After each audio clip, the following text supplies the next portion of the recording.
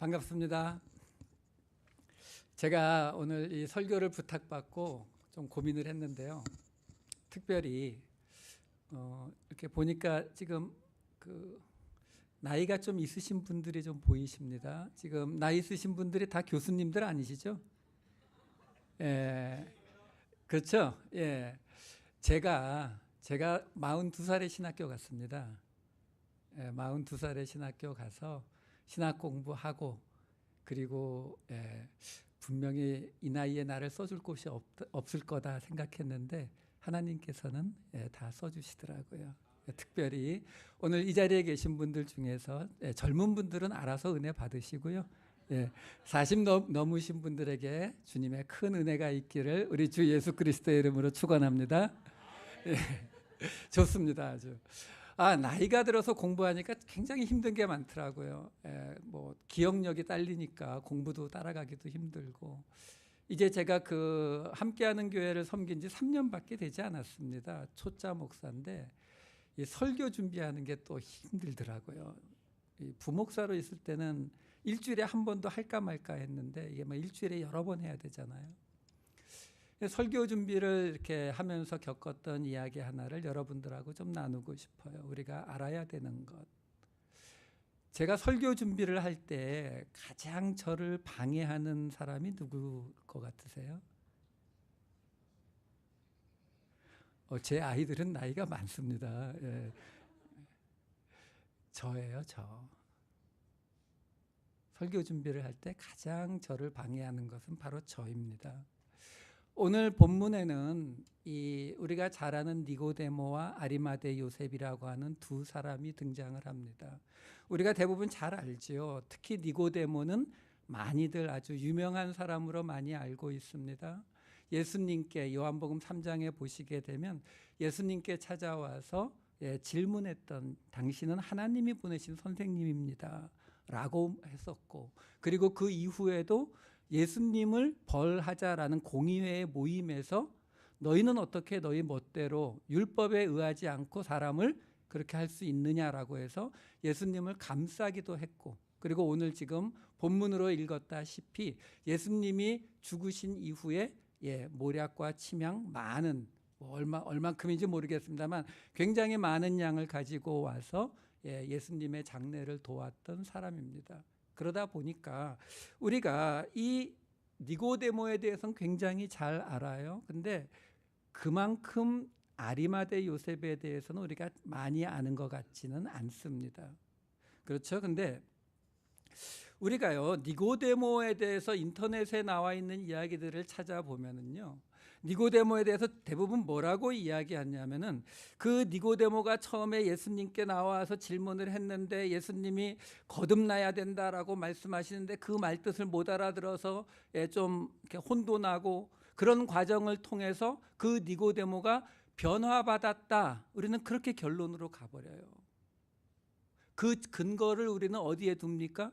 아까 말씀드렸던 대로 그 공의회 모임에서 예수님을 두둔했고, 그렇죠? 그리고 그 장례식장에서도 남들이 다 피하는 그 자리에 모략과 침향을 가지고 와서 예수님의 장례를까지 치렀으니까 이 사람은 분명히 예수님으로 인해서 그 예수님을 처음 만났을 때에 변화되었을 것이다. 우리는 그렇게 생각합니다.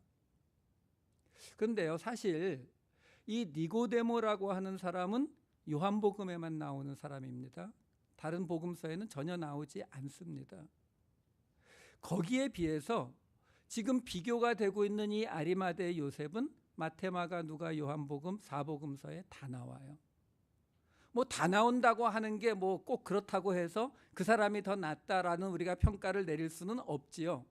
하지만 4복음서를 지은 그 저자들이 니고데모는 빼먹었단 말이에요. 예수님의 장례식장에 우리는 짐작할 수 있지요. 그 자리가 흔히 말해서 몇백 명, 몇천 명이 모인 그런 화려한 장례식장이 아니었을 것이라는 거 우리가 쉽게 짐작할 수 있거든요. 그 자리에 온 것이 분명히 니고데모와 아리마대 요셉 둘밖에 없는데 마태, 마가, 누가는 그 니고데모의 이름을 쓰지 않더라라는 거죠. 하지만 우리가 별로 익숙해하지 않는 아리마대 요셉이라고 하는 그 사람은 꼭 쓰고 있더라라는 거죠. 여러분, 이 요한복음에서 니고데모라고 하는 사람에 대해서 3번 나오거든요. 3장, 7장, 그리고 오늘 본문인 19장에 나옵니다. 3장에서 이 니고데모에 대해서 뭐라고 이야기가 나오냐면은 그는 바리새인이요, 이렇게 나와요. 바리새인 중에 니고데모라 하는 자가 있으니, 이렇게 나오거든요.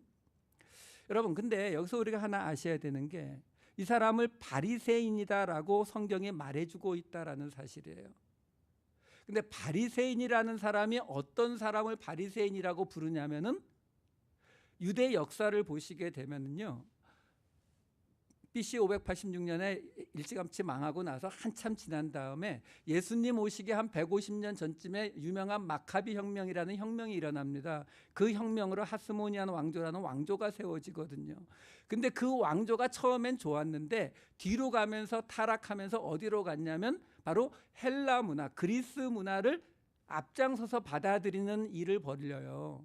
그때에 이 경건한 하시딤이라고 하는 사람에서 갈라져 나온 그들의 일종의 후예에 해당되는 사람들이 바로 이 바리새인들입니다. 제가 이 설명을 드리는 이유는 바리새인, 분리된 자, 분리자라는 이 말이 어디서 나온 말이냐면 바로 그 당시 하스모니안 왕조의 그 헬라 문화, 그 당시는 모든 지역이 다 헬라 문화권이었단 말이에요. 그 헬라 문화권의 그 헬라 문화를 받아들이는 것에 대해서 반대한 사람들이란 말이에요.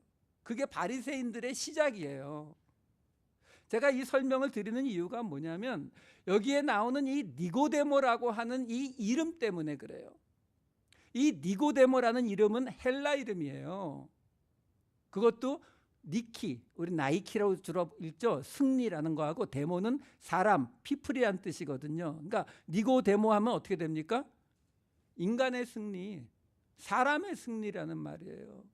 여러분, 일단 바리새인이 헬라 문화를 배척하기 위해서 바리새인이 된 사람들이 헬라 이름, 그것도 인간의 승리라는 이름을 갖고 있다라고 하는 것은 결코 정상적인 상황이 아니에요. 물론 그것만 가지고 우리가 이 이야기를 끌고 갈 수는 없지만 힌트는 되고 있다고, 이거 조금 뭐가 이상한데 이렇게 알 수 있다고요. 그리고 나서 이 니고데모가 7장에서 예수님을 한번 변호합니다. 그리고 오늘 본문에서는 예수님의 장례식에 와서 또 장례를 치러준다고요. 그런데 문제는 성경이 그 니고데모에 대해서 뭐라고 부르고 있느냐면은 7장에서도 일찍이 밤에 예수를 찾아왔던 니고데모, 오늘 본문에서도 밤에 예수를 찾아왔던 니고데모, 이렇게 말하고 있어요. 물론 전에 밤에 찾아왔었으니까 그렇게 말할 수도 있지요. 근데 문제는 그 같은 자리에서 아리마대 요셉에 대해서는 어떤 타이틀을 붙이고 있습니까? 예수의 제자. 이거는 완전히 다른 자리인 거예요. 왜 니고데모는 몇 번씩 등장했음에도 불구하고 성경은 그에 대해서 밤에 예수를 찾아왔던 이 타이틀밖에는 붙이고 있지 않는 자리에서 아리마대 요셉에 대해서는 예수의 제자라는 호칭을 붙여주고 있다라는 거죠. 그러면 한번 이 아리마대 요셉, 이 아리마대 요셉은 바리새인이란 말이 없어요. 하지만 이름이 요셉이에요. 요셉은 히브리 이름이죠. 아브라함의 손주잖아요. 그렇죠? 예, 하여간 대강. 그렇죠? 근데 이 아리마대 요셉은 마태, 마가, 누가, 요한복음에 다 등장합니다.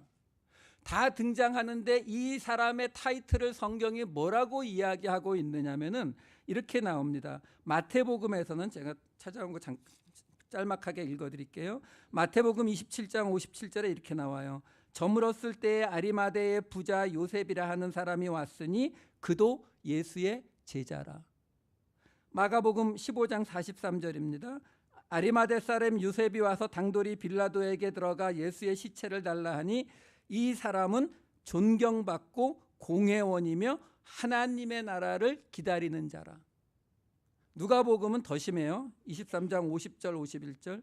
공회 회원으로 선하고 의로운 요셉이라 하는 사람이 있으니 그들의 결의와 행사에 찬성하지 아니한 자라. 예수님을 죽이자는 그 결의에 찬성하지 아니한 자라.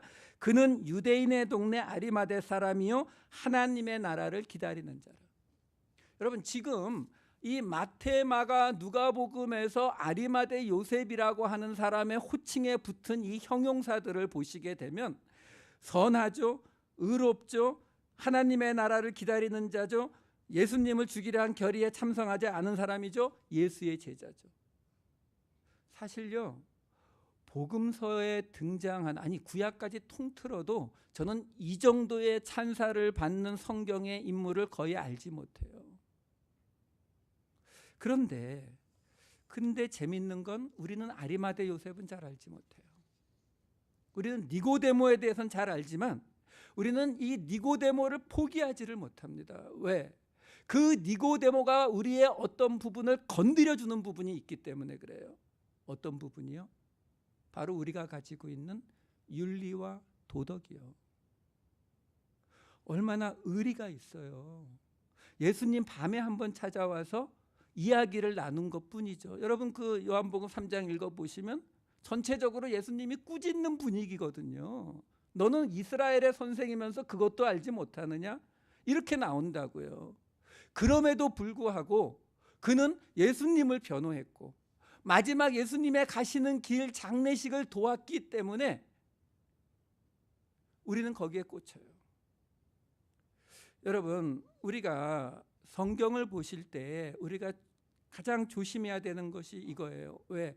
특히 우리 한국 사람들은 이 유교적인 윤리와 도덕에 우리는 거의 무한대적인 지지를 보냅니다.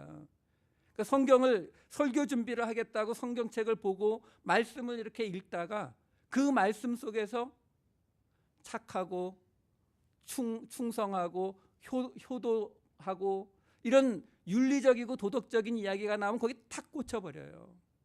아, 그렇지, 맞아. 이 사람이 그렇게 공의회 회원이었음에도 불구하고 남들의 눈이 무서워서 밤에 몰래 예수님을 찾아오는 그런 정도의 성의가 있었으니까, 그런 정도의 노력을 했으니까 결국 이 사람이 하나님의 사람으로 변화받게 되는 거지, 이 사람은 하나님 앞에 나아가게 되는 거지. 여기가 탁 꽂혀버린다고요. 거기서 나가지를 못해요. 하지만 우리가 믿고 의지하면서 판단의 기준을 삼고 있는 이 성경은 니고데모에 대해서 예수를 밤에 찾아온 사람이라는 그 말에서 한 발자국도 나가지 않더라라는 거죠. 여러분, 우리가 문제가 뭐냐면요, 하나님의 말씀을 대할 때 그 말씀에서 윤리와 도덕을 찾게 되면은요, 그걸로 끝나는 것이 아니라 내가 내린 그 결론을 합리화시키기 위해서 눈앞에 보여지고 있는 하나님의 말씀을 무시해 버립니다. 예수의 제자고 하나님의 나라를 기다리는 사람이고 선한 공의의 회원, 아무리 이야기해도 아리마대 요셉의 이야기는 우리 귀에 들어오지 않아요. 우리 눈에도 들어오지 않는다고요. 그것보다는 그렇지, 새벽기도 열심히 나가고 하나님 앞에 계속 매달린 이 니고데모 같은 사람이 되어서 우리는 하나님의 축복을 받는 자리로 나가야지, 우리는 이 길로만 계속 가버리게 되어 있다라는 거예요. 여러분, 우리가 잊으시면 안 되는 것이 출애굽의 자리에서 송아지를 만들었던 그 이스라엘 백성들이 그 송아지를 만든 것이 왜 만들었습니까? 하나님을 섬기기 위해서 만들었다는 걸 잊으시면 안 돼요. 하나님을 섬기기 위한 거. 모세가 없어졌잖아요. 시내산에 올라가서 40일 동안 안 나타나니까. 그러니까 이스라엘 백성들이 어떻게 한 겁니까? 모세가 없어졌는데 그럼 그들이 모세를 하나님으로 알고 있었나요? 아니죠. 하나님이 있다는 건 알아요. 왜? 그들을 이집트 땅에서 데리고 나와 줬으니까요. 하지만 문제가 있죠. 하나님과 우리 사이에 중간 역할을 해주던 모세가 없어진 거거든요. 그러니까 송아지를 만들어 놓고 하나님으로 섬겼던 것이 그 출애굽의 송아지 사건입니다. 그들이 무슨 우상 숭배를 한 게 아니고 다른 신을 섬긴 게 아니에요. 하나님을 섬겼는데 그들이 그동안 살아왔던 이집트 방식으로 하나님을 섬긴 것뿐이라고요. 여러분, 제가 설교를 이렇게 준비하다 보면 가장 먼저 만나는 게 바로 이 내 안에 있는 이 니고데모예요.